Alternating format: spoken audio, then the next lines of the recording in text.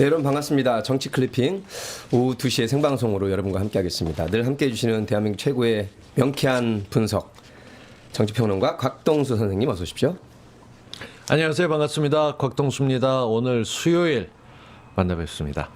어떤 분이 제가 곽동수입니다 하면서 성대모사라면서 다들 이정훈 PD를 그리워하면서 예. 그런 흉내를 내고 있는 거 아니에요? 이정훈 PD가 제가 곽동수입니다. 저 역시 곽동수입니다. 7일 후회님, 네. 최두혜님.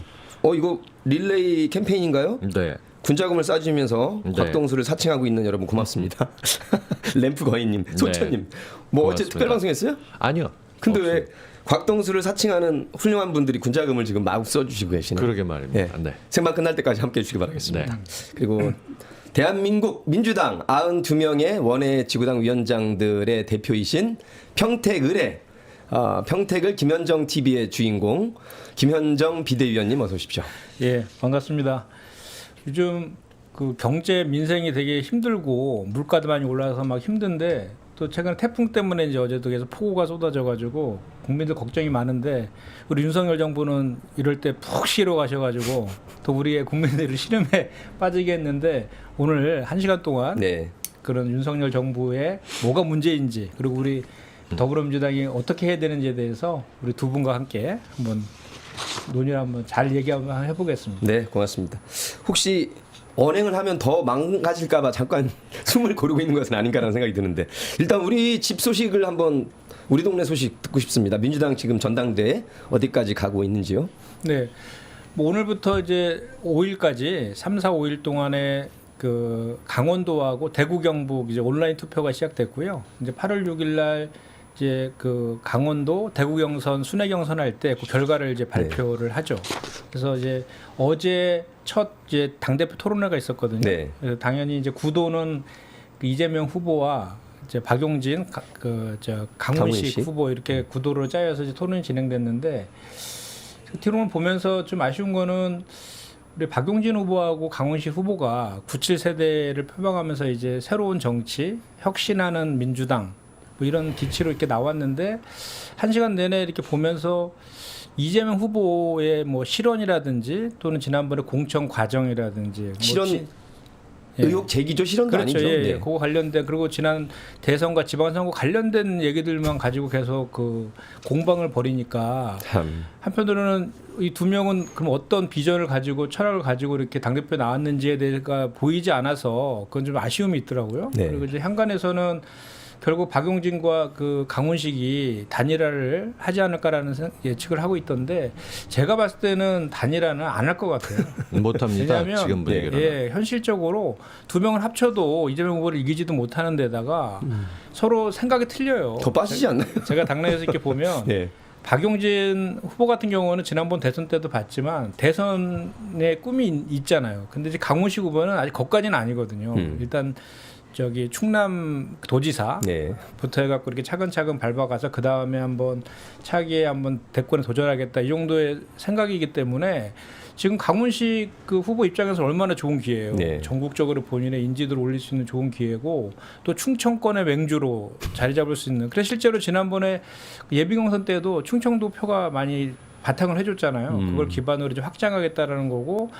또 그 박용진 후보 같은 경우는 되게 이제 공격적이잖아요. 공격적이고 그거를 자기의 이제 뭔가 아이덴티티를 가져가려고 하는 그 뭐 자기는 쓴소리를 누구를 그 상대가 누구든가는 할 수 있다라는 아이덴티티를 형성하려고 하는 노력들을 네. 하고 있는 것 같은데 강훈식 후보 같은 경우에는 586 그 선배 정치인들까지 끌어모아서 그거와 그 새로운 그 정치와의 가교 역할을 자기가 할 수 있는 적임자라는 그런 논리를 갖고 하고 있기 때문에 네. 제가 봤을 땐 단일화를 해야 될 이유가 강훈식 후보 입장에서는 없는 것 없고. 같아요. 실제로도 그렇게 드러나고 있습니다. 그러니까 네. 박용진 후보 같은 경우는 본인이 다양한 목소리를 들어야 되고 뭐 마이너 의견도 귀를 기울여야 된다고 하면서 이재명 후보의 의견은 전혀 귀를 기울이지 않습니다. 자기 말을 스스로 받아치고 있어요. 반면에 강훈식은 어제 토론을 통해서 이재명 후보가 직접 역시 민주당의 전략통답습니다. 전적으로 공감합니다. 라고 해가면서 서로 끌어안는 모습. 사실 리더는요. 포용하는 모습을 보여야 됩니다.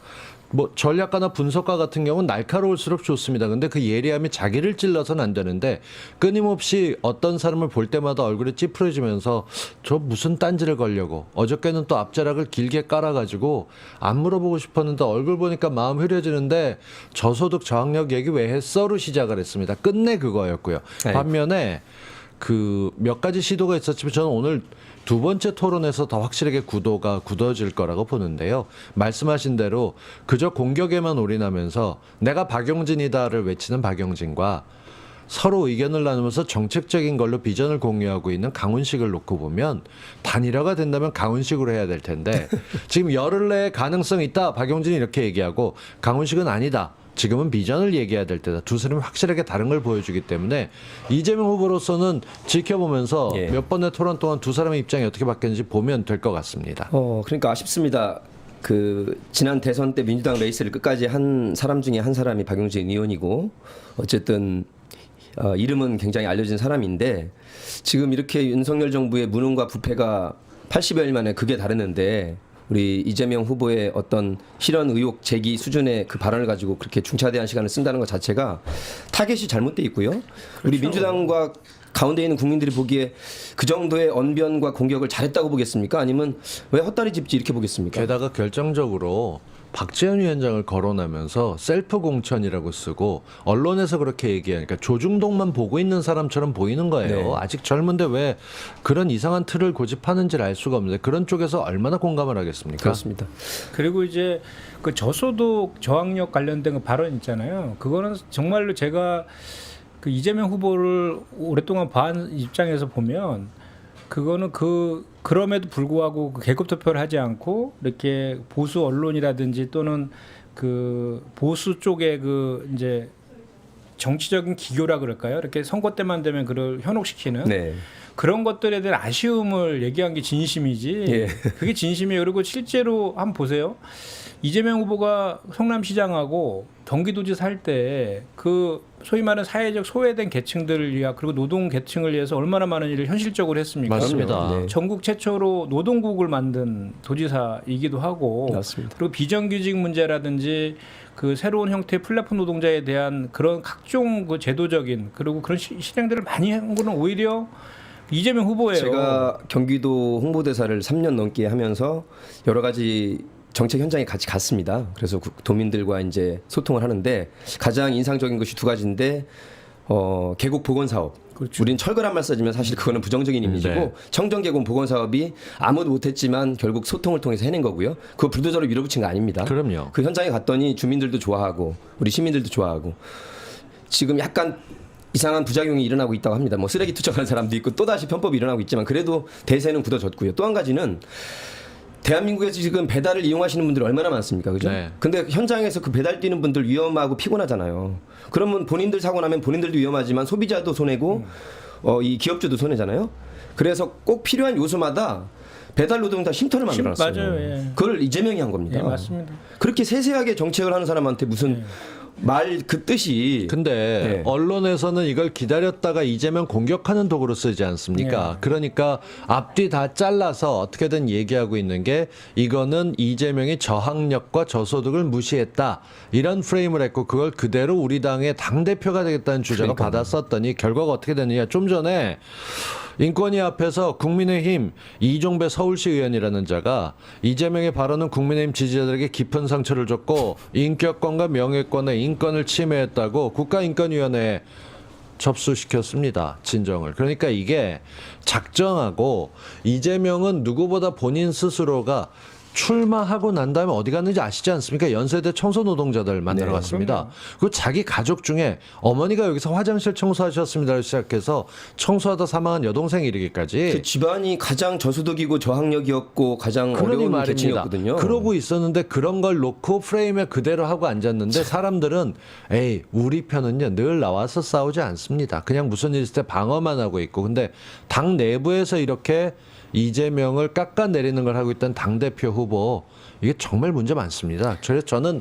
일본식의 C를 대신하는 수식어 상을 붙여서 박용진상이라고 부르기 시작했습니다. 이건 뭐 진상도 아니고 왜 이러나 모르겠어요. 박용진상 아니 그만 박용진상 이렇게 가야 돼. 했으면 좋겠습니다. 앞으로 남은 시간 동안에는 자기 실력과 비전을 보여주시고 하다못해 민주당 개혁 얘기를 하던가 아니면 이 무능 부패한 윤석열 정부를 맹공을 하던가 그게 더 표가 되지 어떻게 오늘 네. 그 이재명 후보가 이제 저 국회에서 기자회견 열었잖아요. 처음으로 했죠. 거기에서 이제 본인도 이제 그런 서운한 마음을 좀 실토했죠. 네. 그러니까 본인에 대한 사법 리스크를 또 가장 그 주장하는 후보가 또 박 후보잖아요. 네. 근데 국민의힘에서 고발해서 진행되고 있는 고소고발건에 대해서 사법 리스크다라고 우리 그렇게 당에서 따지면 얘기하면 정치 보복이 다 사법 리스크죠. 그렇죠. 대놓고 수사하는 건데 네, 말이에요. 그거는 정치 보복이지 어떻게 이게 사법 리스크입니까? 네. 네.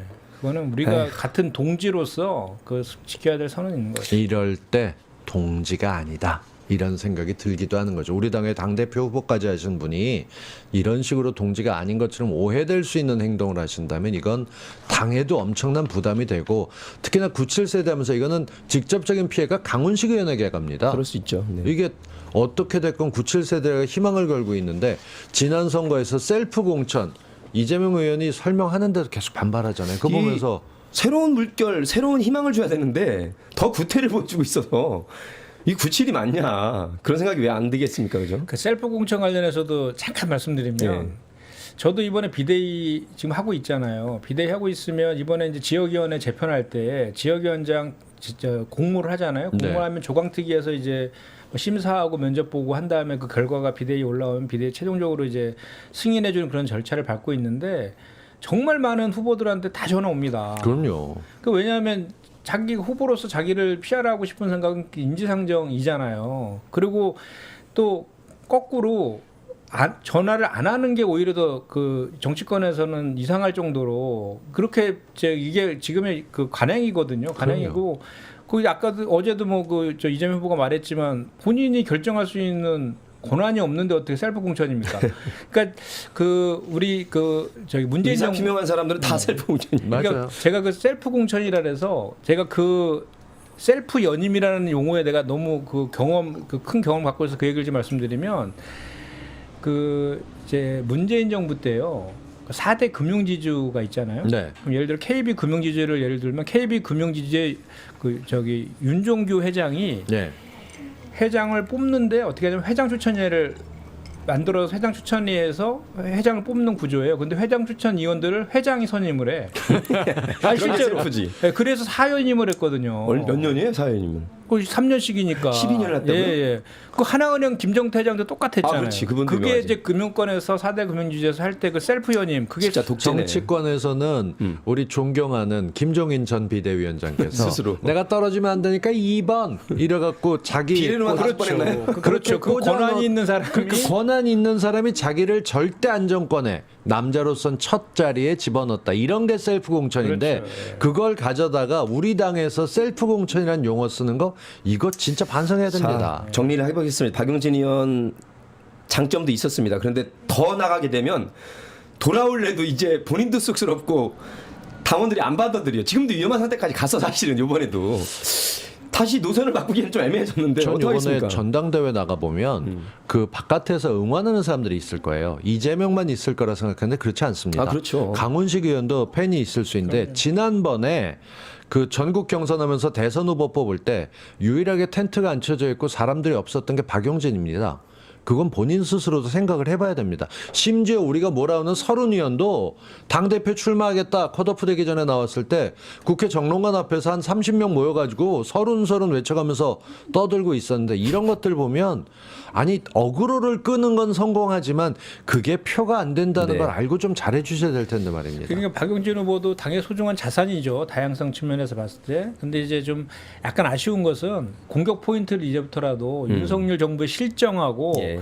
지금 국힘당 안전이 정말 막가파 아닙니까? 네. 정말 이게 지금 이따 우리가 얘기할 시간이 있겠지만 논리적으로도 맞지도 않고 명분도 없고 이렇게 하고 있는 저쪽을 공격해도 지금 시간이 모자랄 판인데 맞습니다. 오늘 그 우상훈 비대위원장이 모두 발언을 하기 전에 우리 이제 비공식 회의에서 그러더라고요. 하도 공격할 게 많아서 뭘 해야 될지를 고민할 정도다. 이 정도로 지금 뭐 문제가 많은데 우리 다발성 공격이 있기 때문에 그때는 다 포인트 잡아서 하면 되죠. 예, 뭐 우리 걱정입니까? 당, 예, 우리 당 안에 공격할 시간 없습니다. 뭐 자산이 아닙니다라고 하신 분들까지 있을 정도니까 부채야 그렇게 그럴 수 있으니까. SS는 그 정말 자본도 있지만 부채도 있는 거니까 예. 어떻게든 너무 처리해야죠. 부담스러운 부채가 되지 않도록 지금이라도 언행에 신중을 기하시고 모든 것이 프라이어리티입니다. 어디에 중점을 우선을 어디 줄 것이냐를 잘 선후 경중을 따지는 것이 정치인의 길이기 때문에 사실 지금도 많이 나갔어요. 근데 지금이라도 윤석열 정부에 대한 비판 그리고 민주당이 가야 될 길에 대한 자기의 비전과 철학을 제시하기도 바쁜 시간에 이재명 후보 공격에 바빠서는 본인도 지는 길이라는 점으로 이렇게 정리를 하겠습니다. 한 가지만 끄트머리에 네. 덧붙여서 말씀드리면 언론이 굉장히 독특한 스탠스를 잡고 있습니다. 강원도 특별자치법 같은 경우 보강해야 된다는 얘기가 쫙 모든 후보에게 나왔습니다. 구체적으로 박용진 의원이 첫 번째 순서에서 얘기를 했고 강훈식 의원이 얘기했고 세 번째로 이재명 의원이 마무리 졌는데 언론은 박용진, 강훈식 강원특별자치법 손봐야 이재명 이름을 의도적으로 빼놓습니다. 그러니까 언론이 공격하고 있는 상황에서 지금 우리 당대표 선거가 이루어진다는 점에서 이것도 꼼꼼하게 챙겨보지 않으면 이재명이 받을 공격이 너무 많아요. 이런 거 댓글 가서 써주셔야 되고 왜 이재명 이름을 일부러 빼놓냐 이런 얘기들 해주셔야 됩니다. 그렇게 따지면 역사적으로 김대중, 노무현, 문재인, 이재명 1위까지 조중동에서 이렇게 너무 공격을 하거나 다룰 걸 안 다뤘을 때는 꼭 대통령이 되고 일정 정도의 성과를 거두신 분들이더라고 보면 그 길을 가고 있다 봅니다. 그렇게. 예. 자, 워낙 중요한 이슈들이 많아서 김건희 주제가 맨 마지막 조용필 선생님처럼 뒤로 돌리겠습니다. 나쁜 예지만 일단 건진법사 얘기가 어제 오늘 지금 굉장히 장안의 화제예요. 이 전모 씨죠 이름은 네. 건진법사.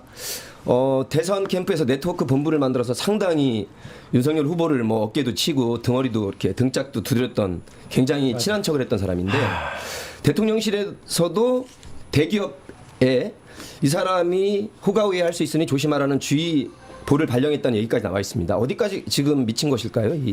아니 지금 대통령실이 무슨 그 건진법사 전성배 씨죠? 네. 건진법사 무슨 홍보해 주는 것도 아니고 아니 혐의가 드러나면 빨리 그 경찰이나 검찰에 해가지고 빨리 수사해갖고 저거 의혹을 기수는 아니고 미수에 그치는 것 같아 지금. 아니 밝혀야죠 그거를. 아 그래요? 이 건에 예. 개입하려고 이런저런 정황은 있는데. 그리고 건진법사 제가 하도 오래간만에 들어가지고 우리 대선 때 한참 그 건진법사 했잖아요. 그래서 그때 이제 저도 막 그 저 당의 종합상황실 있으면서 그 저 캠프 종합상황실 있으면서 건진법사를 많이 우리가 확인도 하고 막 그 팩트 체크도 했었거든요. 그때를 이제 상기시켜 보니까 이 건진법사는 원래 시작이 김건희 씨가 윤석열 대통령한테 소개시켜줘 갖고 인연이 된 거였거든요. 네.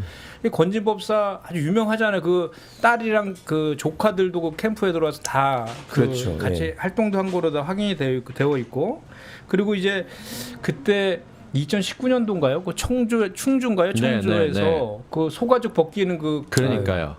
정말 끔찍한 행사까지 진행을 했던 쿠판 사람. 벌려갖고 그때 거기 그 등에 윤석열하고 김건희의 등이 달려 있었다 뭐 이런 얘기들도 해가지고 한참 회자됐던 그런 사람인데 그 전부 다 그 건진법사랑 윤석열 대통령과 김건희 그 여사 간에 끈끈한 관계이고 오래된 지인 관계라는 건 다들 알고 있는 그런 내용이잖아요. 네. 근데 그거를 마치 그냥 그 전혀 대통령과는 상관없고 없는데 그냥 대기업들한테 혹시 이런 일이 있으니까 사진 나오네요 지금 여러분. 화면 보시고 예. 오디오는 김현정 위원장 들으시기 바라겠습니다. 근데 이렇게 하는 네. 이거는 정말 저는 문제가 있죠. 근데 여기서 자꾸 중요한 한 가지를 빼먹고 있는 것 같은 느낌입니다. 네. 그 노정열 개그맨님 행정을 잘 아시니까 그 대통령실에서 없어진 민정수석 지금도 없죠. 없습니다. 그 양반이 원래 뭐 하는 거죠? 주로 이제 공직 기강 잡죠. 네. 민정수석실에서 그렇죠. 인사도 손보고. 그럼 제가 궁금했던 건 예. 대통령실에서 건진법사 의혹이 있다가 발표가 됐을 때 그건 어디로 접수가 된 겁니까? 원래 그런 걸 챙기는 게 민정수석입니다. 그러면 한동훈 법무장관과 정보관리단장이 해야 그러니까 되나요? 이런 게 웃기는 거라는 예. 건데 대통령실 조직 내에서는 지금 민정을 살펴보고 이런 의혹을 받을 수 있는 공식 채널이 없습니다. 월권을 해서 하거나 주어진 업무 이상을 했다는 것도 자기 능력을 벗어나는 것이고 말씀하신 대로 민정수석의 기능을 지금 법무장관이 갖고 있으면 이 문제가 되는 내용을 발표했을 땐 법무부가 지시로 나오거나 수사 착수에 나가거나 해야 됩니다. 네. 근데 그게 없이 갑자기 대통령실이 건진법사가 이러이러한 의혹이 있으니까 알아서 대기업들이 조심해라라고 나가는 메시지 구조 자체도 전혀 정치적이지 않고 행정적이지 않습니다. 이거는 건진법사를 감싸려는 의도가 있는 걸로 보이는 것처럼 아 우리 형이 좀 상태가 안 좋은데 삥 뜯어가려니까 니들 좀 참아. 말도 안 되는 얘기입니다. 홍보수석, 이거는. 사회수석 쪽에서 이리저리 그냥 한마디씩 하는데 이게 그러니까 시스템이 없는 거예요. 그죠? 시스템을 없고 예. 그 세상 돌아가는 걸 듣는 구석이 있어야 되는데 지금 무슨 일이 벌어지거나 그러면 모르겠는데 전혀 없습니다. 시스템 구조가. 그러니까 그거랑 비슷하잖아요. 저기 대통령 관저에 대해서 이제 저기 코바나 콘텐츠에다가 후원했던 그 업체가 수의 계약으로 3시간 만에 그 계약을 따냈다라고 12억 넘게. 할 때 그 뭐 언론에 이렇게 났잖아요. 그 대통령실 관계자 인용해가지고 김건희 여사가 얘기한 건 아무도 뭐 타치할 수 없다. 요것도 마찬가지 같아요. 그러니까 이렇게 대통령실의 궁여지책 같아요. 그러니까 윤석열 대통령과 김건희 여사랑 연관되어 있으니까 건진법사가 그거를 직접 수사했다가는 어떤 일이 당할 수 있겠다는 두려움 때문에 알려는 줘야 될 것 같아서 그냥 이렇게 기업들한테 흘린 거 아닌가라는 합리적 의심을 할 수밖에 없지 않아요? 근데 네. 아시겠지만 보통 우리가 얘기했던 것들은 예전에 노무현 대통령의 형이 누군가에게 청탁을 그러니까요. 받았다고 맞아요. 했었을 땐 어떻게 알려집니까? 내사를 접수하고 거기에 대한 수사를 착수했다라는 식으로 나오거나 첩보가 제공됐다라고 하면서 법적으로 조치가 진행되는 걸로 같습니다. 지금 만약에 윤 씨 부부들을 내세워서 건진법사 전 씨가 무언가를 했다면 거기에 대한 첩보가 접수돼서 대통령실이 검찰이나 경찰에 이첩하고 관련된 조사가 진행돼야 될 텐데 이 대기업들에게 조심하세요.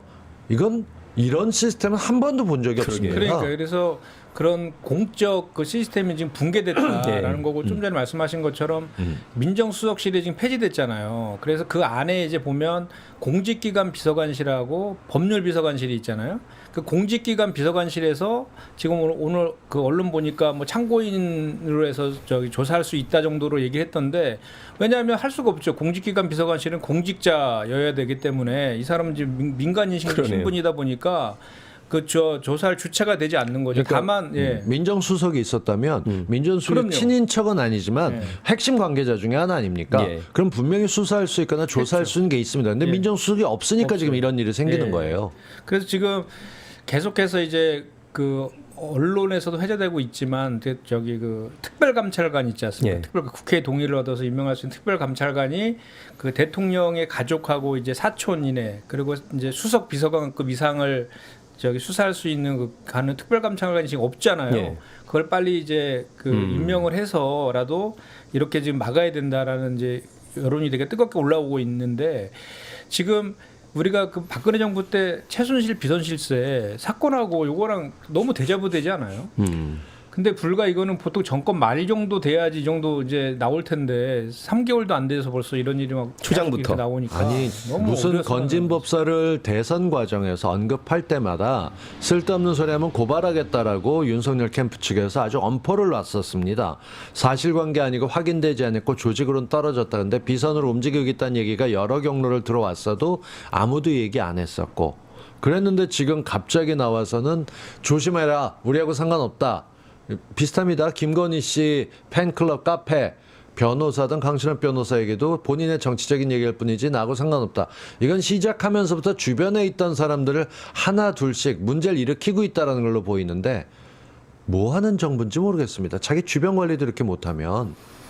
아무튼 84일째인데 건진법사 의혹이 나올 정도면 이 전씨 조심해 주시기 바라겠습니다. 그러잖아도 지금 탄핵 포인트가 점점 쌓이고 있는데 건진법사마저 만약에 제가 정말 예. 이거 한 가지만 더 좀 지적을 안 할 수가 없는데 지금 민정수석실에서 이제 공직기관 비서관도 있지만 법률비서관실이 있거든요. 그러니까 법률비서관이라는 게 그 뭔가 법적으로 문제될 소지가 있으면 거기서 법률적인 판단도 하고 그럼요. 이렇게 사전에 좀 대처해주는 그런 기능들을 해야 되는 곳인데 지금 여기 법률비서관실에 누가 들어가 있는지 아세요? 그 옛날에 검언유착 사건 기억나세요? 검언유착 채널A 채널 기자하고 A와, 한동훈 그 기자 그 검사입니까? 그 담당했던 변호사가 주진우. 그 사람이 주진우 법률 검사 출신. 비서관이에요. 네, 네. 법률 맞아요. 비서관이 주진우예요, 주진우. 양재동 팀 운영하셨던 분이시죠. 그리고 저기 기자 왜 주진우 아닙니다, 여러분. 예, 그리고 이제 그 윤석열 그 장모 있잖아요. 네. 그 정재택 씨랑 고소고발했던 그 사건. 그거를 윤석열 그 장모 법률 대리했던 이충현 변호사도 여기 들어가 있고요. 야. 그다음에 그 왜 고발 사주 그때 한참 핫했잖아요. 고발 사주 물타기 하려고 했는 게 제보 사주잖아요. 예. 그 제보 사주 했을 때 그 국정원장 그 고발했을 때 동행하고 그 저 법률 대리했던 최지우 변호사도 지금 법률 비서관실에 들어가 있고요. 화려하네요. 그다음에 더 기가 막힌 거는 그 고발 사주권을 공수처에서 수사했잖아요.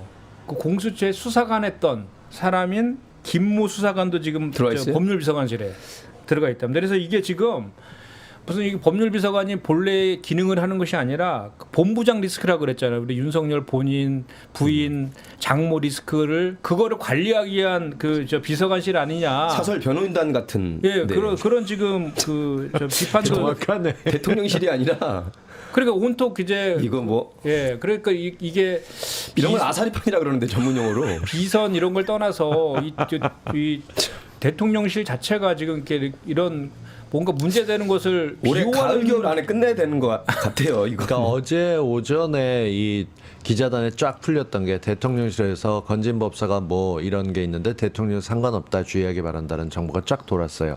그때 기자 단톡방에서 벌어진 게 그럼 무언가 해먹었다는 얘기인데 이미 실패로 했거나 증거가 발견됐거나인데 뭐야라고 찾아봐서 구체적으로 됐던 게 고위공직자에게 중소기업도 아닌 중견기업에 세무조사 세무조사를 내주마. 청탁을 무마해달라고는 청탁을 넣었다는 거죠.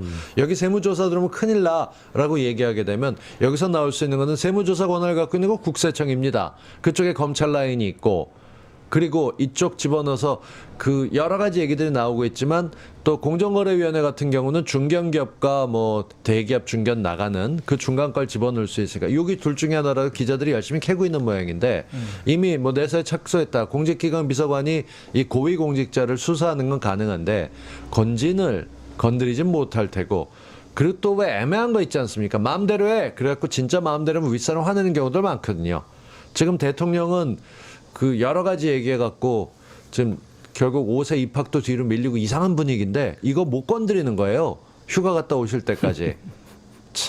그리고 지금 이런 상황이 지금 이런 지경인데 대통령실에서 그 대변인들 한다는 얘기가 푹 쉬고 계시다고 이게 지금 할 얘기입니까? 지난 6월부터 전혀 쉬지 못하셔서 1년여 만에 푹 쉬고 계십니다. 나라가 이 모양인데 대통령이 쉰다는 얘기하고 정말 기가 막힙니다. 진짜 푹 쉬게 해드려야 해야 돼! 알겠습니다. 이슈가 많아가지고 어제는 저희가 화력 집중했었기 때문에 31년 만에 경찰국이 출범을 해서 두 분의 또 코멘트가 한번 들어가 줘야 되고 실제 중요한 거는 민주당이 어떻게 움직이고 있는가 저희가 촉구하기 위해서 또 여쭤봅니다. 곽쌤 당분간은 가겠죠? 지금 입법부가 거의 뭐 지리멸렬하게 이렇게 대응을 하고 있으니까요. 일단 어떤 식이든 확실한 입장이 나온 게 없습니다. 그러니까 민주당이 뭔가 하겠다라고 얘기했고 대책단이 구성됐었는데 위원회 어저께 구성하고 얘기한 것들 처음에 한 거 보니까 그냥 그렇게 하는 신용하고 있는데요. 아시다시피 민주당은 이제 이러다가 전당대회 모두 들어갑니다. 시민들만 애타는 거죠. 이게 뭔가 부작용이 생기게 되면 정치인도 생색날 때야 됩니다. 근데 그 생색내는 시기는 떨어졌고 한정희 위원장님 열심히 하시지만 잘하시는지 잘 모르겠습니다. 그러다 보니까 메시지는 처음에 나왔던 것도 흡족치 않은데 경찰국이 신설되고 경찰청과 맞서는 일이 생기고 당장 8일에 청장 후보를 청문회를 할 때 거기서 좀 얘기해 보겠다는 건데 저는 큰 기대 안 하기로 했습니다. 아니 김현정 비대위원님 예. 주말에는 전당대회 집중하고요. 주중에는 시간이 지금 제깍제깍 흘러가고 있는데 그러면 지금 분위기 봐가지고는 당대표 나오고 최고위원 체제 출범한 다음에 9월 초에나 그러면 탄핵이든 해임이든 당력을 모으려고 하는 겁니까? 지금 이 중차대한 시간에 뭐 하고 있는 거예요? 한번 전해만 주세요. 비대위원님의 입장은 아니까 저희가. 네. 국회의원이셨으면 당장 탄핵 발의하셨을 텐데. 일단 대책위 활동은 계속해서 지금 진행이 되고 있고요. 그러니까 다음 주 월요일이죠. 8일이죠. 8일 날 이제 그 경찰청장 내정자 인사청문회가 이제 열려요. 그리고 이제 그 13일 행안부 업무 보고가 있는데 그때 이제 유상현 총경도 불러서 증인 채택은 불발됐거든요. 예. 그 여당의 반대로 13일 날 행안부 업무 보고 때는 유상현 총장이 이렇게 나오신다 그러더라고요. 그걸 통해서 이제 이번 그 경찰국 설치가 위법하다라는 것을 계속 밝히려고 하는 이제 그런 계획들은 갖고 있고 제가 엊그저께도 말씀드렸지만 그 탄핵 소추나 그 권한쟁의는 지금 이제 권한쟁의 심판 그거에 대한 법적 조치는 지금 검토해서 지금 추진 중에 있는 거로 제가 알고 있고 그것도 착수가 됐을 시점인데 네. 그러니까 이런 대목 얘기할 땐 제가 참 답답해요. 그러니까요. 그 조속한 시일 내에 아까 좀 전에도 제가 그 김건희 건진법 사건 얘기할 때 잠깐 까먹었는데 잠깐 놓쳤는데 그것도 사실은 저희는 당에서 국정조사라든지 공수처 고발이라든지 이런 거 맞습니다. 해야 된다고 생각합니다. 당연하죠. 네. 하고 그 판단이 어떻게 나올 것인가까지 우리가 생각할 필요는 난 없다고 보는 거예요. 그 국진당이 정말 잘하는 것이 정치인은 상황을 정리하고 거기에 관련돼서 어떤 액션을 하는 단계를 거쳐가야 됩니다. 예컨대 지금 윤석열 정부 같은 경우는 경찰국은 경찰을 다루는 지휘체계 공백을 메우는 조치이자 장관의 책임을 복원한 것이다. 라고 얘기합니다. 35년 만에, 31년 만에 복원한 것이다. 민주당의 입장은 뭡니까? 정리된 문장이 기억에 쏙 들어오는 게 없습니다. 이건 당연히 해야 될 거고 지위를 메웠다. 이런 식으로 집어넣는 워딩이었고 그러니까 그 워딩에 따라서 어떻게 행동할 것인지 법리 검토를 하기 위해서 위원회를 뭐 하겠다는데 저도 잘 알지만 잘 모르거든요. 그러니까 이런 게 문제라는 건데 똑같은 식으로 김건희 건 같은 경우도 우리 당은 뭐를 하겠다. 신속하게 메시지 내는 거. 이거 잘했던 데가 이해찬 대표였습니다. 그래서 우리가 민주당을 좋아했던 게 별거 아니다라고 넘어가고 어떤 거는 이건 중요하게 봐야 된다라고 정리해가면서 당의 입장이 보통 반나절이면 나왔습니다. 이게 대표의 몫인데 우상호 비대위원장께서는 이것저것 많다라고 하는데 사실 뭐라고 정해놓으면 임기가 한 달 뒤에 끝나니까 지금 몰고 나가기 애매해서 한 것도 있는데 특별위원장들은 자기 몫을 좀 해줘야 되지 않겠습니까? 제가 봤을 때 이 경찰국 관련돼서는 일단 국민적 공감대가 잘못됐다라는 게 인식이 나와 이제 있잖아요. 형성되어 있고 네. 또 우리 시민들이 민주 시민들이나 각 그 사회단체들에서 이미 그 문제 제기를 지금도 계속 하고 있고 경찰 내부의 반발도 계속 있잖아요. 그래서 이런 힘을 받아서 우리 그 정치권에서는 가장 강한 수위로 최대한 빠르게 대응해야 되는 게 맞는 것 같고요. 예. 아까 우리 박사님께서 우리 이재명 후보 발언 가지고 국힘당 시의원이 인권위 앞에서 1인 시위한다고 아까 그러셨나요? 근데 이게 지금 보니까 접수시켰어요. 이 경찰의 인권위원회가 있대요. 경찰 있습니다. 그 안에도. 거기서 이 유상현 총장 그 징계 내린 거 있죠. 네. 그거 징계 중단하라고 공고를 경찰청 행안위에다 했다고 합니다. 예. 그래서 그 인권위에서는 휴일에 의견 수렴했고 복무위반 위반이 없다 이렇게 이제 판정하고 있는데 이렇게 계속 이렇게 몰아붙이고 있다라는 그 문제점도 하나 지적하고 싶고 또 하나는 이제 그 어제 그 국가경찰위원회에서 기자회견 했잖아요. 그 김호철 위원장이 국가경찰위원회가 보니까 독립된 국가기관이더라고요. 독립된 심의 의결하는 독립된 국가기관이에요. 그리고 7명으로 구성되어 있는데 그 위원장은 국무회의에 참석할 수도 있어요. 그리고 그 상무위원 1명은 상임위원 1명은 차관급이고요. 그래서 보니까 국회의장이 2명, 임명권이 대법원장이 2명, 그리고 국무총리가 3명 하는 7인으로 구성된 독립된 합의제 국가기관이더라고요. 굉장히 중요한 기관인데 내실화가 덜 됐었죠. 예, 근데 여기에 내가 그 조문을 찾아보니까 여기서 치안 정책을 수립하고 집행하고 그 예산 편성권이 있고 여기에 심의의결권이 여기에 있더라고요. 그렇게 하라는 거였죠 원래. 근데 이 권한들을 전부 다 이번에 경찰 부로 다 지금 하는 그 위법적인 요소가 또 이제 발견돼서 그거에 대해서 이제 그 법적인 조치를 해나가겠다라고 이제 국가경찰위원회도 기자회견도 했고요.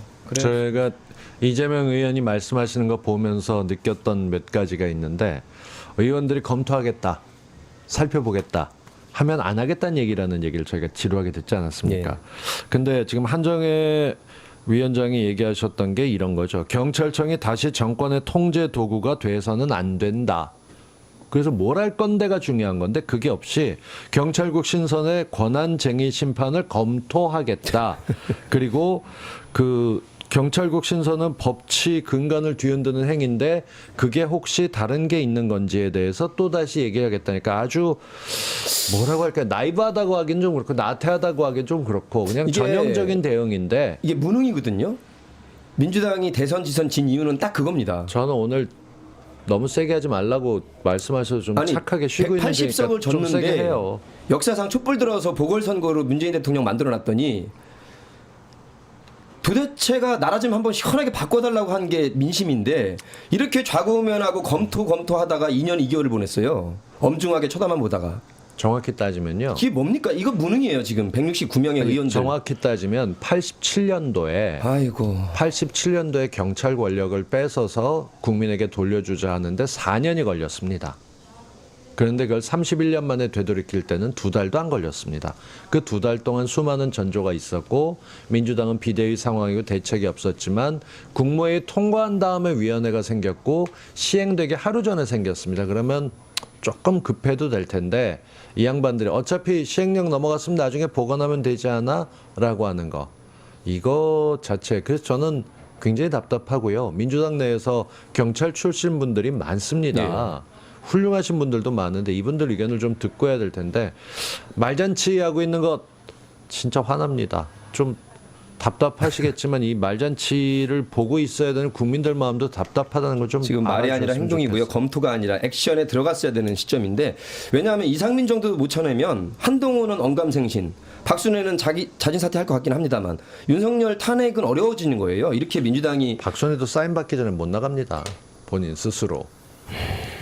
국회가 이제 대책위도 마련됐고 그러니까 의원이 20명으로 구성됐더라고요. 그러니까 행안위에 있는 의원들 다 들어왔고 전직 이제 법조 출신들까지 포함 20명인데 말씀하신 것처럼 이제는 그 분위기나 이런 그 공감대나 이런 것들이 다 있기 때문에 주저하지 않고 비평가나 평론가가 아니라 그렇죠. 행동하는 행동가로 네. 그 강하게 선명 야당 모습 보여야 된다고 생각합니다. 비평가는 저희 셋이 비대위원이시지만 하는 건데 알겠습니다. 저 농담 삼아 이런 얘기하는데요. 위원회 만들면 회의할 때마다 회의비 나갑니다.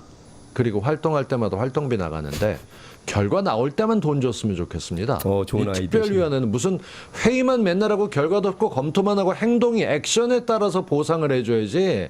이건 뭐 회의만 한다 그래갖고 위원장 됐고 폼 잡고 기자회견하고 하고 있는데 보는 국민들 속 터져 죽어요. 예. 더수진님이 비평할 거면 국회의원을 내놓던가. 자, 국민의 마음이고요. 잘하라는 국민의 질타입니다. 욕을 먹어도 사실 얼마나 영광스러운 자리입니까? 국민의 대변인이고 금배지를 달고 4년 동안 의정 활동한다는 게 그 자존심에 걸맞는 액션을 취해주시기 그러게 바라고요. 말입니다.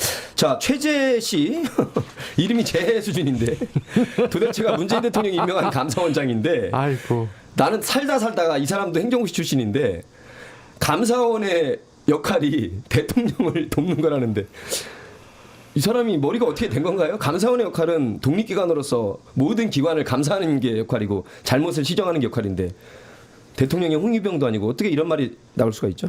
일단 그 제가 봤을 때는 건널 수 없는 공을 걷는 것 같아요. 체제. 이거는. 그래서 사퇴하는 게 맞는 것 같고. 맞습니다. 1일날 그 법사위에서 우리 법사위원들이 사퇴 촉구하는 그 사퇴를 촉구했어요. 사퇴 촉구했고 그래서 빨리 그 정의해 주는 게 본인 말처럼 윤석열 대통령을 위한 길이 아닌가라는 생각이 독립입니다. 오늘 오후에 민주당 의원들이 최재 사퇴 결의안을 제출했습니다. 그러니까 제가 말하는 액션이 이런 겁니다. 민주당이 최재 같은 경우는 대놓고 빨리빨리 해. 헌법과 감사원법을 부정했다. 자격이 없다.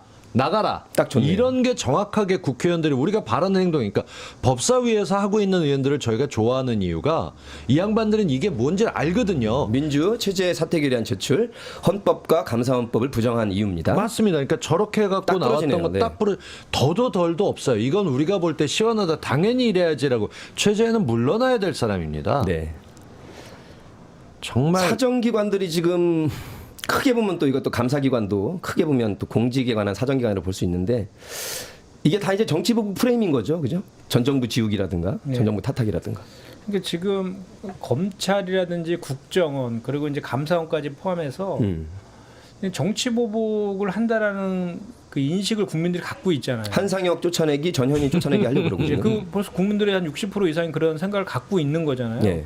그럼 그거를 좀 개선해야 될 생각은 안 하고 오히려 더 윤석열 정부에 대해서 누가 더 충성할 것이 충성 경쟁만 하고 있는 것 같아요.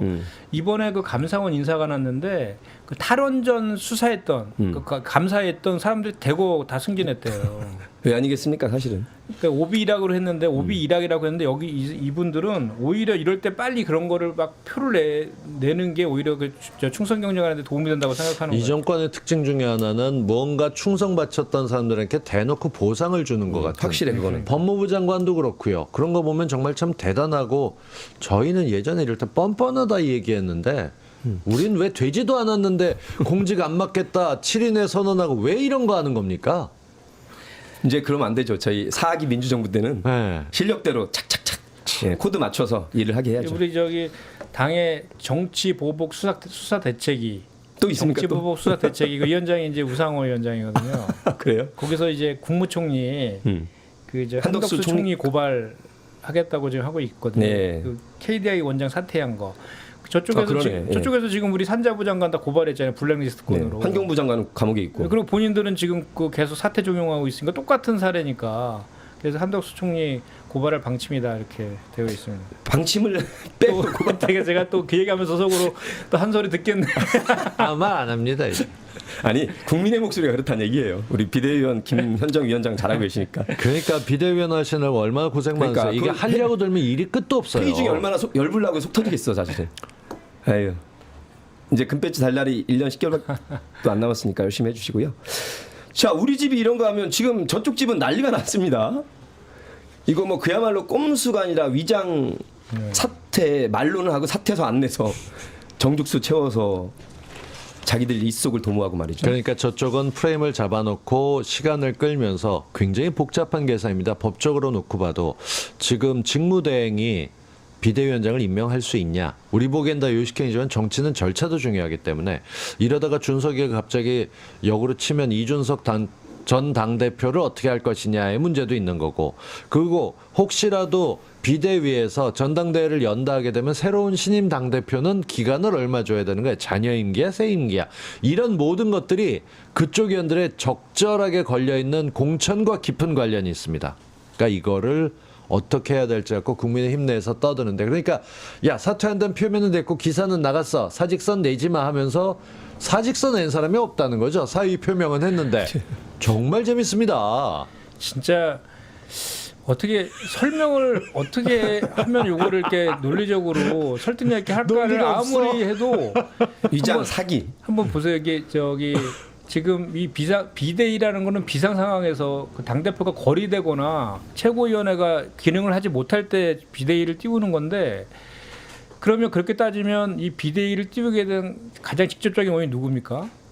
권성동이잖아요. 그렇죠. 권성동 예. 직무대행의 역할을 못해서 비대위로 전환하는 거잖아요. 그런데 비대위를 전환하는데 권성동 그 직무대행 그대로 있어. 원내대표로 그대로 있고, 그다음에 요거를 이제 그 비상대책위원장을 임명할 수 있는 사람이 이제 직무대행 권한이 없기 때문에 그거를 전국 상임위원회를 열어서 그걸 개정한 다음에 그 직무대행이 저 비대위원장을 임명할 수 있게 그렇게 바꿔놓은 다음에 상임위원 저기 전국위원회를 열어서 복잡하죠 지금. 전국위원회를 열어서 통과시키겠다라는 네. 거잖아요. 그러면은 권성동 씨는 가장 큰 책임이 있는데 원내대표로서 당연직으로 다시 비대위원이 돼요. 네. 이게 어떻게 이게 도대체 이게 논리적으로 이게 맞는 얘기인가요? 놀리는 거죠 그냥. 그러니까 간단하게 그냥 원내대표가 사퇴하고 원내대표를 다시 뽑아서 그렇지. 그 원내대표가 비대위원장 맡으면 되잖아요. 그거 하기 싫은 거죠 권성동은. 일단 내일 모레 국민의힘 전국 상임 비대위원회가 열리는데 상임 전국위가 열리는데 이 서병수 위원장도 그렇고 그러니까요. 다들 생각이 다 달라요. 지금 다 다른데 일단 준석이 나가는 길은 퇴로를 틀어주자라고 하는 사람도 있고 이준석 패에선 절대 못한다 하는 사람도 있고, 이 싸움은 누가 이기느냐. 결국 이제까지 보면 꼼꼼하게 매 순간 국민의힘에서 뭔가 이슈가 있을 때마다 윤석열이 개입해 왔습니다. 그렇게 보이죠 흔적이. 네. 이것도 윤석열 휴가 갔다 와야 끝나기 때문에 그 전에 일찍 끝내려는 게 5일인 거고, 제 생각에는 분명히 다시 드러납니다. 또다시. 내부 총질하던 자가 떠나니까 당이 확 달라졌습니다. 이렇게 하는 사람인데 뭐 그 자기 말이 내부 청준한 사람은 속아내야지 그럼. 제가 이렇게 취재해 보니까 의총에서 김용 의원 빼고 다 찬성했다고 그랬잖아요.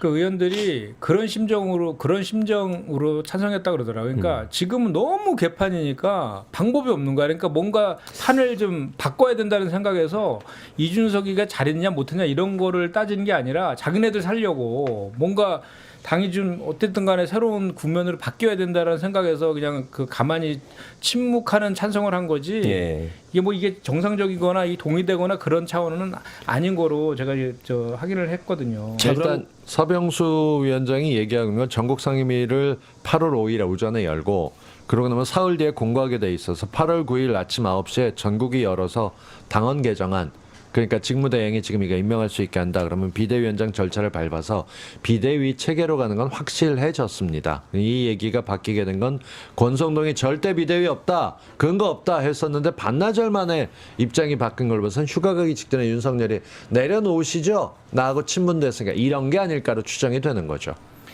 그 재밌는 게 이제 전국위원회에서 비대위원장을 임명하면 그 최종 결정은 또 최고위원회를 열어서 해야 되는데 네. 다 사퇴했는데 아 정말 코미디도 이런 코미디가 없어요. 그러니까 이제 최재형 의원도 반대하더라고 보니까 아, 저 종로의 최재형도. 서병수 의원도 이거는 말이 안 된다 이런 식으로 아까 저 언론 보니까 이렇게 얘기하시던데 제가 봤을 때는 이거 가처분할 것 같아요. 가처분 신청. 가처분하면 인용될 것 같다. 이렇게 홍준표 의원이 또 홍준표 다 하고 시장이 나면 얘기했잖아요. 그러니까 무슨 수를 써든 해봐 그럴 때 결정적으로 이준석이 나서서 가처분을 딱 집어넣으면 내가 지금 당대표인데 직무가 정지돼 있는 것뿐인데 없는 데서 그러니까 회사로 따지면 대표이사가 있는데 대표이사를 건물에도 못 들어오게 하고 내쫓고 자기들끼리 이사회 갖고 주식 따로 발행하거나 권한 나눠 갖거나 지들끼리 대표라거나 뭐 이런 일들이 벌어지는 일이 나올 수 있는데 이게 법적으로는 주식회사의 경우는 못하게 돼 있습니다. 그리고 소송들은 100% 바뀝니다. 똑같은 원리로 정당도 마찬가지입니다. 정당법이 있는데 이런 식으로 이런 정당을 우리는 콩가루 정당이라고 불러야 됩니다. 정말. 개판 5분 전 아사리판인데요. 네. 아무튼 이런 때일수록 그 여론이 더블 이상으로 부정이 많은데 이런 때 민주당이 조금 액션만 선명하게 취해주면 그 어느 때보다도 국힘보다 훨씬 더 민주당이 지금 앞서 나갈 수 있는 여론 지형이거든요. 이렇게 자꾸 이준석 공격하니까 이준석이가 바로 대권 후보로 막 바로 부각되고 막 오히려 참 아이러니한 현실입니다. 아이러니. 예. 자 이제 15분 동안에는 오늘의 주제 김건희 리스크인데 리스크 맞아요? 엊그제 오후에 국민대에서 발표를 했는데 예상은 했습니다만 그렇게 대놓고 박사 논문 포함한 4건은 표절이 아님. 그다음에 나머지 한 논문은 검증 불가. 네. 그리고 그 와중에 영어 표시가 좀 잘못될 수는 있으나 유지 큰 문제는 아니고 그다음에 이상한 말이 나와요. 논문의 질은 평가할 수 없다. 그럼. 논문의 질을 평가해야지 그러면 양을 평가하나요? 나는 도대체가 이 국민대가 나중에 뒷감당을 어떻게 하려고 그리고 선량한 국민대 학사 석사 박사 출신들 얼마나 지금 서승만 서승만 박사님 지금 분개해가지고 그러니까 그래서 답답했을 논문 거예요. 제조사위원회 위원들 명단 내라. 그다음에 보고서 어떻게 된 건지 보고서 좀 공개해라. 여기까지 나간 겁니다. 이 논문들은. 회의했겠어요. 회의 안 하고 뭐 몇 가지 오늘 오마이의 기사도 나왔지만 표본이 다르고 관찰하는 집단이 다른데 결과치는 소수점 서너 자리까지 갔습니다. 이건 있을 수 없는 일입니다. 그 표본이 뭐 엄청나게 크면 어떤 여론조사도 비슷하게 나오겠지만 우리 몇천 명이 나와서는 여론조사도 소수점 서너 자리까지 같은 건 없습니다. 근데 그 불가능한 걸 유지 여사께서는 해내셨습니다. 거기다가 유지라고 메인터넌스인지 유지인지 뭐 어떤지 모르겠습니다만 국민대 뒷감당은 이런 걸 겁니다. 그때도 질질 끌다 대통령이 됐고 지금은 누가 뭐라 하겠냐라고 하지만 원래 이렇게 그 악의 축보다는 거기에 부역하는 사람들을 싫어하고 특히나 예전엔 상하탑이라고 불렸던 학문을 연구하는 곳에서 국민대 다니고 있는 수많은 분들이 이렇게 부끄럽게 만들어도 되는 건지 이건 진짜 욕 먹어야 될 일입니다. 부역이란 말 네. 간만에 들어보네요. 일제시대 부역한 사람들 얘기가 떠오르는 건데. 국민대에서 김건희 씨와의 관계를 유지하기 위해서 그런 판결을 했다고. 정말 이게 보면 아유. 아유. 내용상으로는 표절을 인정하고도 그 연구 부정은 아니다 이렇게 판정을 했잖아요. 똑같은 거죠, 그죠? 그러니까 네. 이게 지금 앞뒤가 서로 술 안 먹고 맞는. 했지만 음주운전 정말 아니다 재현인데 오죽하면 국민대 동문회에서까지 이렇게 문제 제기를 막 세게 하고 나오고. 당연히 해야죠. 네. 본인들의 명예와 자존심이 걸린 그래서 건데. 우리 보니까 지식 네트워크라고 그 우리 진보 그 교수들 2천여 명이 가입돼 있는 가장 큰 이제 그 단체가 있는데 거기서 국민 검증 다시 하겠다. 네. 국민 검증해야죠. 발표도 그리고 지금 했고요. 애초에 무슨 형사 사건도 아니고 논문이라는 거는 수십 년 후에도 늘 참조하고 인용도 하고 늘 보는 건데 후손들이 그 논문의 공소시효가 어디 있습니까? 예전 한 10년 전만 해도 논문을 비교 검증한다는 게 학문적인 분야에서 어려웠습니다. 근데 이제는 전문 도구가 있고 교수님들이 한 2,000명 모여 있다 보면 그 분야 전문가가 다 있습니다. 그렇죠. 그러면은 일단 쉽게 하는 게 요즘은 대학 선생들, 저도 대학 선생을 오래 했으니까 표절 프로그램 돌립니다. 카피킬러 돌리죠. 네, 그럼 거기서 비슷한 것들이 튀어나오고 거기서 과연 인용이 같은지 일반적으로 누군가의 말을 인용하거나 논문을 인용하게 되면 그 출처가 있는지 보고 그러니까 기술적인 실수가 있었는지 표절하려는 의도가 있었는지인데 이 논문은요 너무 오래돼서 석사 논문을 가져다 그대로 베꼈다는 걸 알고 있는데 그 유지라는 말이 새롭게 들어간 거고 그런 거 말고는 이미 표절로 판정이 네, 났을 네. 뿐입니다. 근데 이걸 국민대학교가 눈 가리고 진짜 손으로 하늘 가리는 짓을 하고 있는데 어쩌려고 이럴까요? 이거 전문가가 우리 교사 출신의 강민정 민주당 의원이 전문가고요. 모든 논문을 다 살펴봤고 그랬더니 토시만 2개 바꾼 것도 있고 그래서 강민정 의원 페이스북 SNS 있으니까 여러분 강민정 의원 보시면 이분이 교육 전문가로서 어떻게 이렇게 복사 수준인지 이건 말도 안 된다는 얘기를 다 해놨으니까 그걸 조금 더 그러니까 살펴봐 주시기 바라겠습니다. 이미 그 전에 그 전문가들은 벌써 이게 다 표절이다라고 다 했잖아요. 그래서 저기 그때 지식 네트워크 공동 대표도 복사라고 하는 분들이 많아요. 표절이 아니라 표절은 뭘 따와서 훔친 건데 복사는 갖다 붙인 거잖아요. 네. 그 대표도 그 이제 국민대에서 저기 심사를 한다 그러니까 심사 결과 보고 저 국민 검증에 나설지 판단하겠다라고 했는데 이미 그 전부터 전문가들은 이건 표절이다라고 다 이미 알고 있었던 내용 아닙니까? 근데 그리고 같은 국민대 출신인 문대성 전 의원은 뭐가 됩니까, 그죠? 그러니까요. 금빛 발차기의 금메달리스트가 문대서라는 제록스 별명까지 얻어가면서 결국 이거는 박탈당했거든요. 제가 봤을 때 교육부가 나서서 다시 검증해야 됩니다. 근데 박순애가? 교육부 장관은 본인이 논문 투고도 못하게 됐고 저는 이거 하나 읽어드리겠습니다. 대한민국 임시정부의 정신을 계승하여 독립국가건설에 필요한 인재를 육성한다는 건학 이념으로 국민대학교를 세웠다. 국민대학교가 다른 대학교에서 이렇게 대놓고 임시정부의 정신을 신익희 계승한다는 선생님의 대학 없어요. 자산이잖아요. 네. 근데 국민대학교에서 정말 말도 안 되는 얘기를 하고 있는 이 수많은 졸업생들을 왜 이렇게 부끄럽게 만드십니까?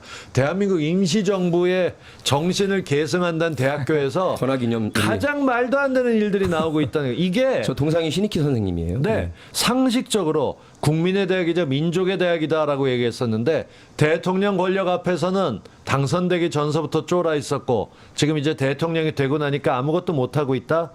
이건 진짜 너무나도 이건 이러면 안 됩니다. 이건. 그 화면에도 다음 시간에도 제가 한번 올릴 텐데 그 유지자 들어간 논문은요 어떤 한 구절이 아니라 제목입니다. 논문의 제목이 틀린다는 게 있을 수 있습니까? 아유, 가장 먼저 제목에는 항상 신경 써서 그죠. 학사 논문이든 석사 논문이든 그 앞에 나오는 첫 장인데 여기에 혹시나 토시가 잘못됐든가 영어가 잘못된가 얼마나 검토를 하는데요. 아니 그 남이 그 특허를 낸 거 있잖아요. 특허를 낸 아이디어를 그대로 갖다 썼잖아요. 그거를 보니까 이번에 검증위에서 보니까 사실 확인서를 제출했다고 써도 된다고. 그 나중에 갖다가 받은 거 아니겠어요?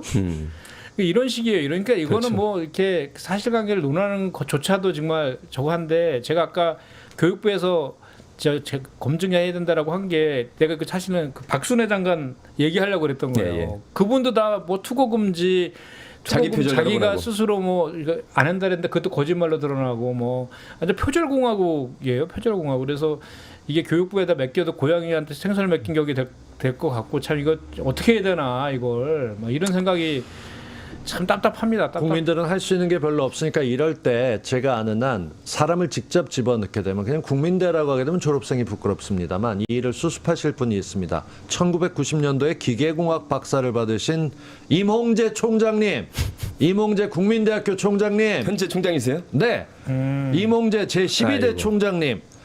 국민대학교 이몽재 총장님께서 현명한 답을 주실 거라 생각합니다. 그 답을 주셔야 되는 상황이 왔고요.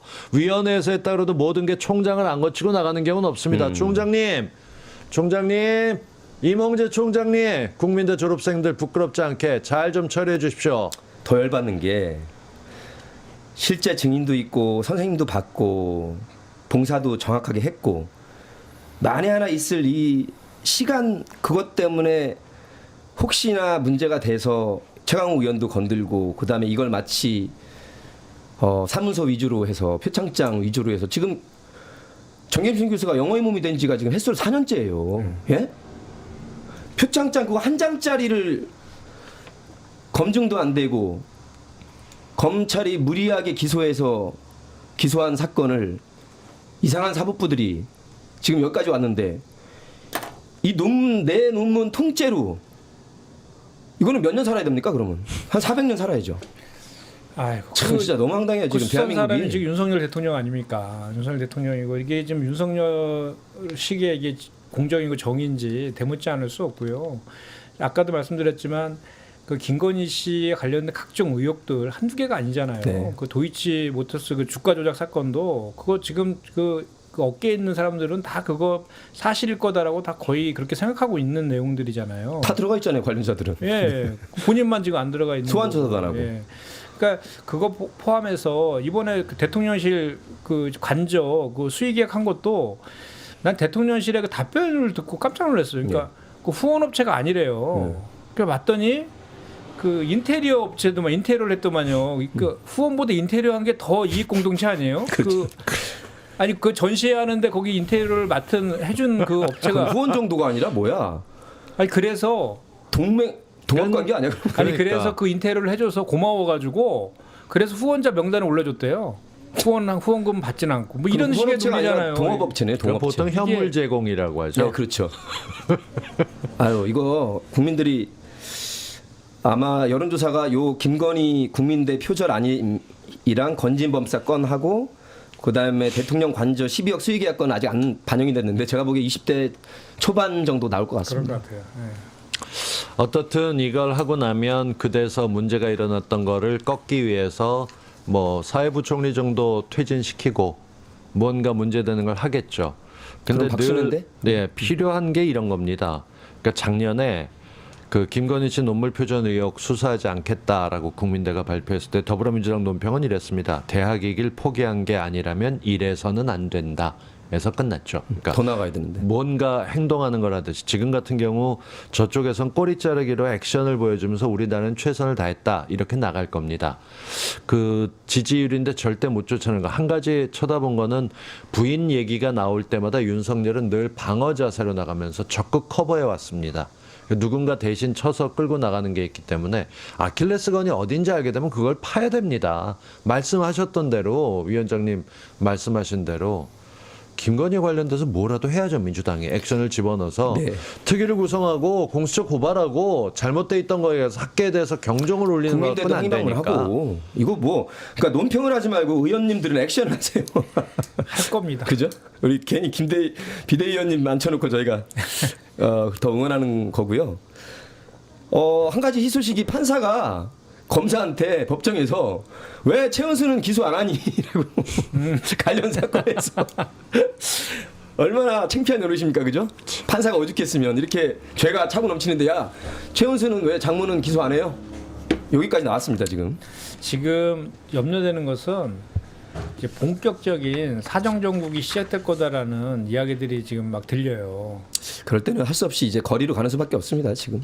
다 잡아넣겠죠. 국민들도 지금도 나가고. 서로 흩어져 있고 복잡하게 만드니까. 그래서 그 우리가 계속 그런 얘기 하고 있는 거잖아요. 그래서 강하게 저쪽에 그 지금 각종 의혹들 전부 다 그 윤석열 대통령과 관련되어 있잖아요. 그럼요. 그거에 예. 대해서 강하게 가장 강한 방법으로 우리가 대응해도 시원찮을 판인데 이런 식으로 그 계속 밀려 가면은 나중에 사정 정국 되면 그때는 어떻게 할 건지. 그러니까 대선 전국 때도 그랬어야 된다니까요. 그러니까 지금 사실 저희끼리 그렇지만 위원장이나 이런 양반들이 예컨대 봅시다. 그냥 제일 아는 사람이 우상호니까.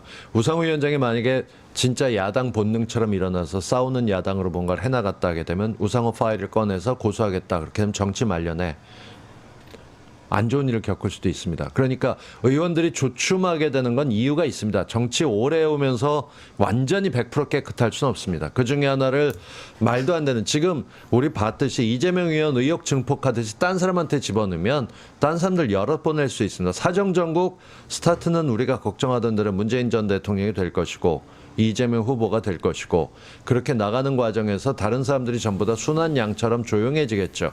그게 베네수엘라로 갔던 그런 모습인데 네. 지금 모르겠습니다. 이거 어떻게 해야 될지.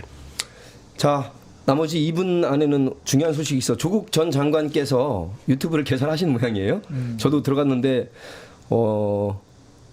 며칠 안 됐는데 지금 상당히 올라가고 있고 조국 TV가 아니고 그냥 조국으로 검색하시면 뜨더라고요. 여러분 어쨌든 지금 부인이 영어의 몸이 된 지가 4년째고 횟수로는 그러니까 유튜브 활동하는 거냐가 아니라 가불 선진국 관련된 인터뷰들이 올라가 있고 알릴레오에서 나왔던 내용들도 조금 반영이 그래도 돼 어쨌든 있습니다. 행보가 거기에 담기시겠죠? 직접 소통을 하고 그대가 조국이라는 영화가 나왔던 거를 계기로 저는 전부터 늘 활동을 해왔어야 된다고 생각하는데 네. 언론들이 주목하고 있기 때문에 용어부터 일단 바꿔서 하는데 전 긍정적으로 보고 벌써 6만이 직접 넘었군요. 소통해 주시는 게 4천 몇백, 6천 몇백 하다가 오전에 4만 지금 6만이 넘어섰습니다.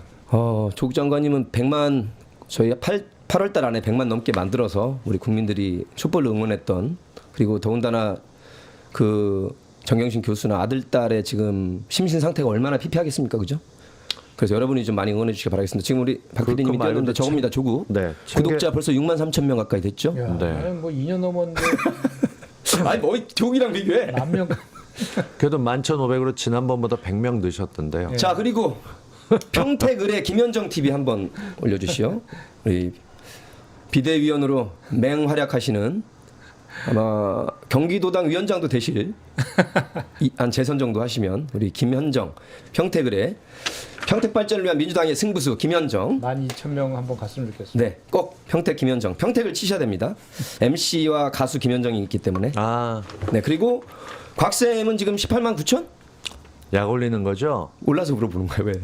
유탄을 맞고 아직 제가 바른 소리를 18만 했다고 4천. 드디어 빠져서 18만 4천 됐습니다. 올라가면 되지 뭐. 아유, 언제고 올라가는 건 상관없고 동접에 구독자는 빠지고 행패 부리는 사람들이 있는데 5천 명이 빠져도 할 말을 합니다. 알겠습니다. 저도요, 모 방송 가면 뭐 아직도 시타에 나오느니 누구를 손절하는 이 있는데 아, 요즘 정청래도 찍지 말자는 얘기가 나올 정도의 말이 되는 소리인지 모르겠어요. 서승만 박사 가서도 또 얘기하는 그 부실시공 팬들이 있는 것 같은데 놔두세요. 그것도 표현의 자유니까 정의는 승리하리라. 자, 촛불장터를 열어보자. 마지막에 촛불장터 열겠습니다. 매주 돌아오는 공동 구매 시간인데요. 우리 농업민들 살리기 위한 프로젝트. 어제부터 8월 8일까지 일주일간 딱 그냥 오징어가 아니고 초코빛이 도는 목포산 생물 오징어. 유사푼 화학 물리지구가 오징어가 아니라 생물 오징어 여러분 1kg들이 25,900원에 신선함을 위해서 얼음을 가득 채워서 지금 보이시죠? 초코빛 나는 생물 초코 오징어 싱싱합니다. 살아 숨쉬는 100% 국내산 특혜 무료 배송이고요. 중간 마진 없습니다. 우리 엄마 아빠들 삼촌 이모들이 오징어 통찜도 좋고 오징어 볶음도 해서 드시면 우리 농가도 살리고 우리 민주 시민분들 힘내시길 바라겠습니다. 아는 만큼 정말 뭔가 자꾸 지르고 싶은 게 쇼핑몰인데요. 제가 이거 보면 안 될 걸 봤습니다.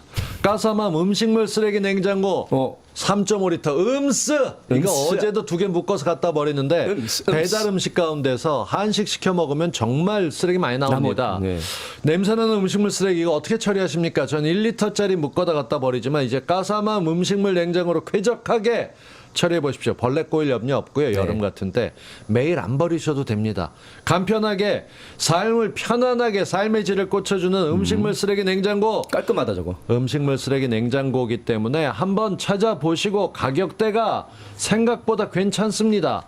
이게 제대로 되는 것들은 좀 비싸다 얘기하는데 한번 살펴보시고 저도 여름 지나기 전에 한번 질러볼까. 제가 사실 면도기를 사서 그것도 한 장은 보여드려야지 하고 있는데 여름 되면서 음식물 쓰레기 있었다면 또 다른 제품도 소개해드립니다. 위미의 인바디 체크용 그립핏 스마트 체중계 이 제품도 여러분들께 꼭 아, 체중계. 네, 소개해드리려고 하는데요. 저희 촛불장터 물건 좋다고 써보신 분들이 많이들 올려주세요. 네. 다이어트에 기본 하려면 일단 진단이 나와야 저거군요. 처방이 나오죠. 네, 고맙습니다. 근데 그냥 체중계가 아니라 체질량, 인바디 측정하는 거 가능하고 부위별 체질량하고 체지방률, 골격, 근량, 그다음에 다 기초 대사량, 나오는군요. 단백질량, 내장 지방 등 정확하게 알 수 있는 인바디를 체크해 주는 겁니다. 삼성헬스하고 연동 기능이 잘 돼 있고요.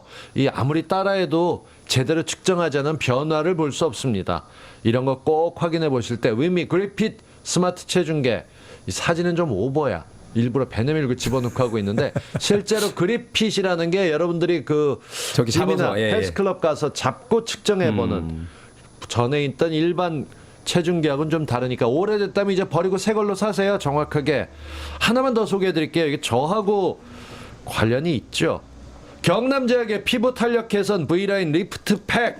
참 하다 이젠 저한테 리프트 패치. 어울리네. 잘생겼잖아.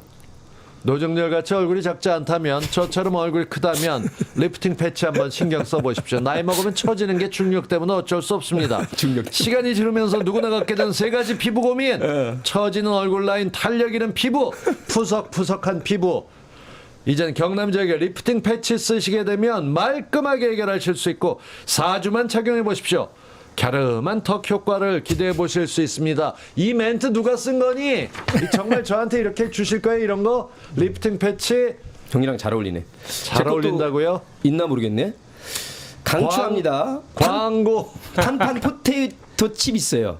여름맞이 판판 포테이토 칩 아, 대용량 할인 무료 배송 이벤트입니다. 저거 맛있게 생겼죠. 오. 아주 고소한 감자칩 저렴하게 쟁여놓고 드셔도 될 것 같고요. 네. 간편하게 판판 감자칩의 맛을 4가지 맛이 있습니다. 골라서 저렴하게 판판이 드시면 이 여름에 아주 간편한 간식 어머, 될 것 같습니다. 이런 맛 처음이야 하는 네, 포스가 4가지만 판판.